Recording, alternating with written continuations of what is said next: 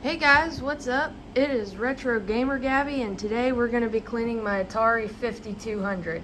That is right, I'm not joking you. We are going to be cleaning my Atari 5200. I've had this for, I want to say about 3 years now.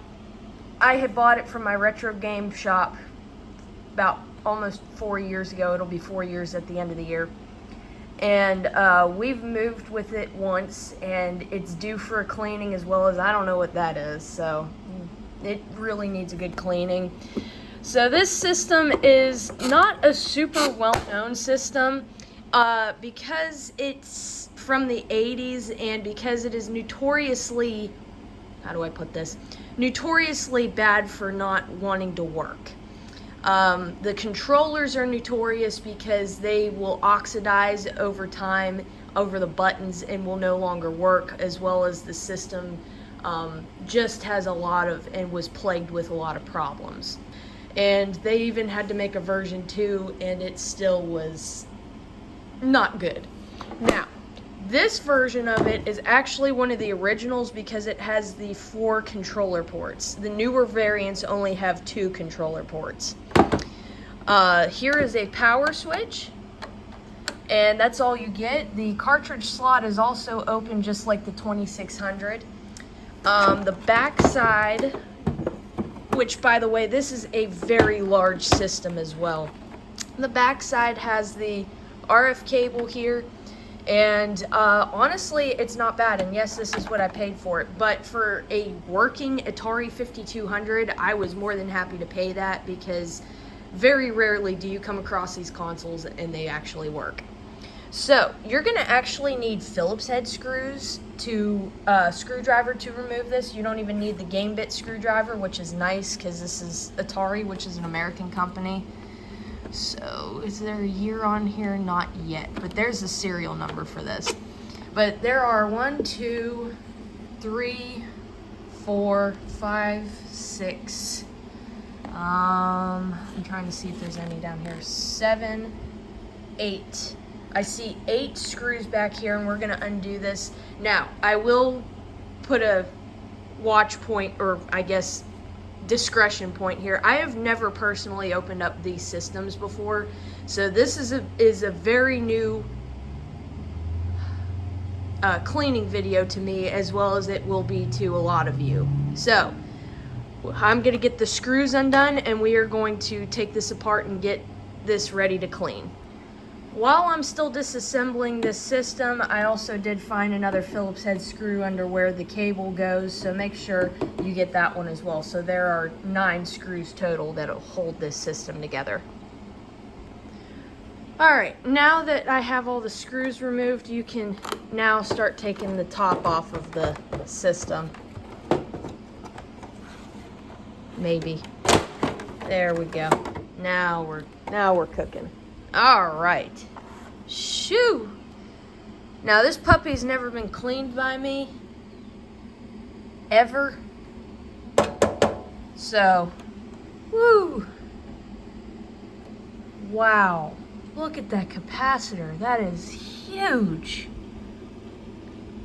I will say this RF shield has been through hell because for some reason it's rusted. Now, I will say this, none of the other components to this motherboard are rusted, so I'm wondering if this is from over time. I'm trying to see a good way to, so here's the power light. Oh, I can lift it. By the way, I don't see a revision number on this motherboard, but this motherboard is hellaciously dirty. Bad. Look at all these. Look at all those. Holy smokes. Wow. You'd have to recap this potentially if your system's not working. Oh my god, this is for your, I think for your power. I don't even know, this might be a heat sink from back in the day. Wow. Intriguing. Let's see if I can lift this. Give me 1 second. I'm going to try and see how to lift this motherboard out of here real quick. Whew. that was hard to get out. And the only reason being is because they have it so deeply secured here for this cable that, luckily I didn't break it, but man, I should have cleaned this when I first got it. This is rough. Sure needs clean. Look at all the everything. I'll be able to take that button out as well. We'll get this out and clean this, but here's the motherboard, interestingly enough. So we saw the top half, and here's the bottom. There is a switch up here. So there's a screw here, but that doesn't remove this at all. So I literally cannot go under this without removing solder, because literally it's soldered in. So I'm gonna have to go over this system and clean it very well with just alcohol and everything, because I cannot remove this RF shielding. As you can see even here, it's soldered in. There is no screws to it. Now, I did see a revision, something or another, so right here, and by the way, this is pre-NES. This is 1982, revision 6. So that's what motherboard this is.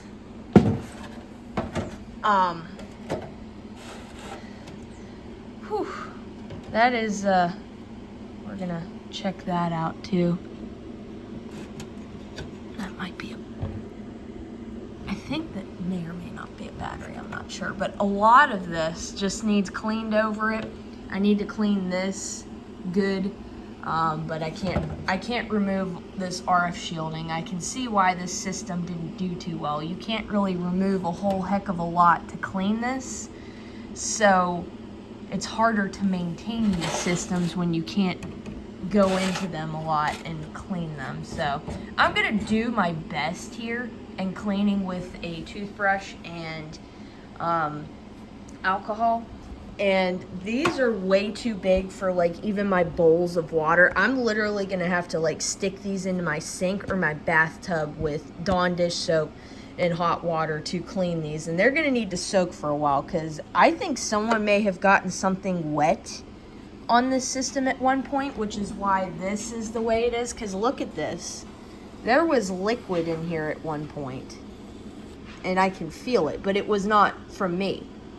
So the fact that this system worked, I can't believe it. So I do have everything cord-wise and game-wise to this, because they're right up on top of the TV there. But that intrigues me so much. I can't believe this system worked, honestly. So we're going to open this up, and also this does come off. There is a door to this, if you remember Angry Video Game Nerd's beer holder for it.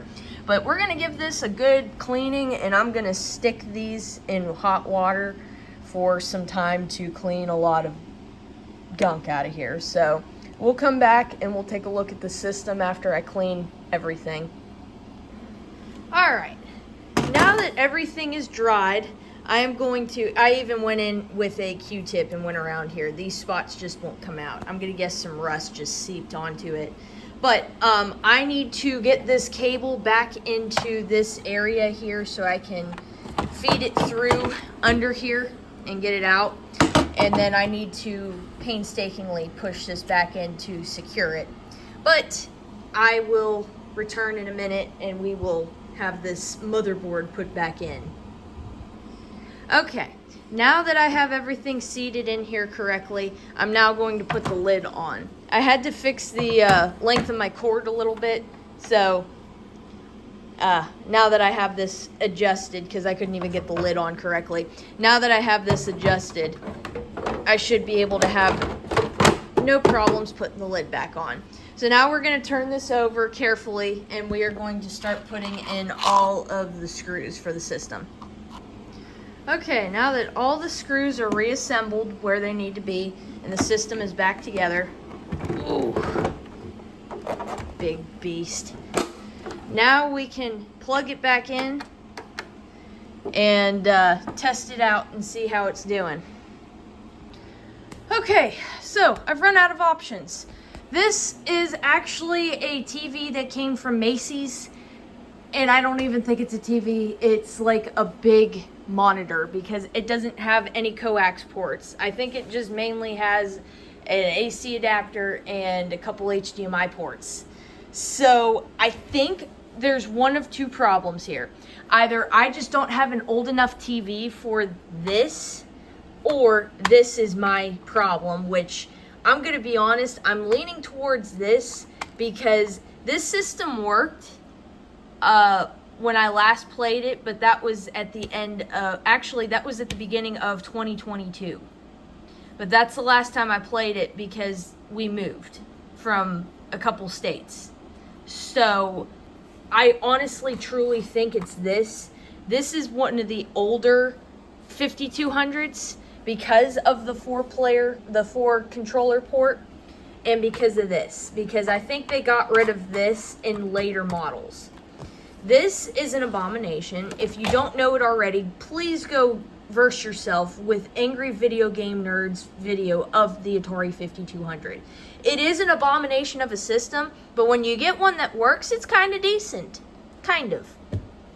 But I will say the downside to this thing is not only this stupid thing, because this is where the power goes, and this is where the video goes for the system, because that's what this cable does. But this cable here is the freaking AC adapter. And that's fine. This is turning on. See? It's turning on. The button's being a bit finicky, but I have to play around with it.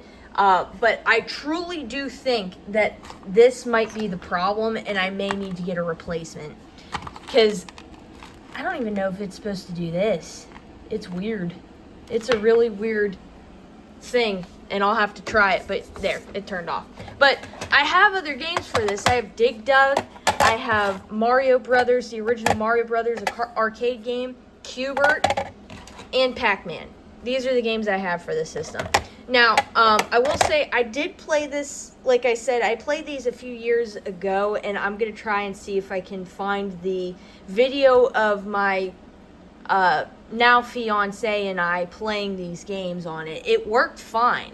So I will get down to the bottom of this. I have the correct cables. It is working. However, I don't know if I have an old enough TV for it, or if this is the problem. So I'll get down to the bottom of it.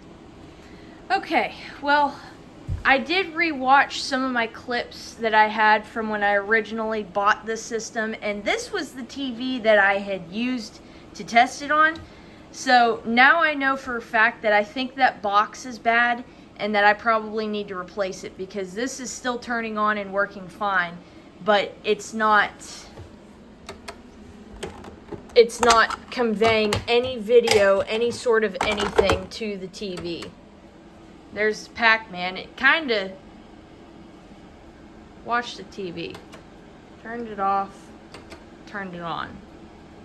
It wants to. So I think there's either something wrong with the box, or I might need to just go over and resolder all the caps and everything, or recap the system, which I think I can. I just have to look into it. But we'll get down to the bottom of it. That just means I can make more videos on it in the future. But I hope you enjoyed the cleaning of an Atari 5200. But I will catch you guys on a later time for a different system. I'll see ya. I also wanted to put an information thing while I'm editing, that this system does not have, I don't think it has 9 screws. I think I put too many on there. There are a total of 1, 2, 3, 4, 5, 6, 7. So there are a total of 7 screws, not 9. Just wanted to fix that up and put that out there, that I shouldn't have counted these. These aren't screws at all.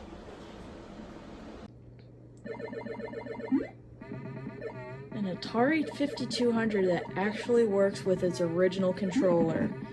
Holy shit.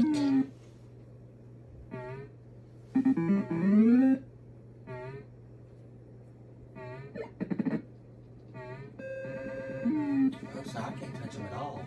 Uh-uh. Okay, didn't know that. Nice to know now.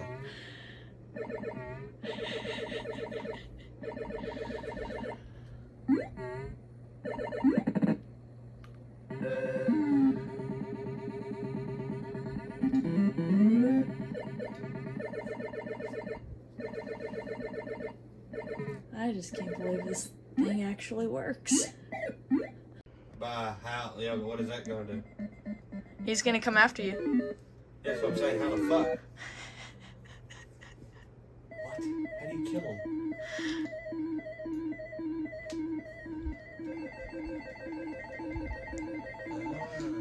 You're a laser. Ray, whatever. Go ahead, turn around. There you go. Keep it. Yeah, now this one's gonna touch you. That ain't nothing I can do there. I couldn't move. No.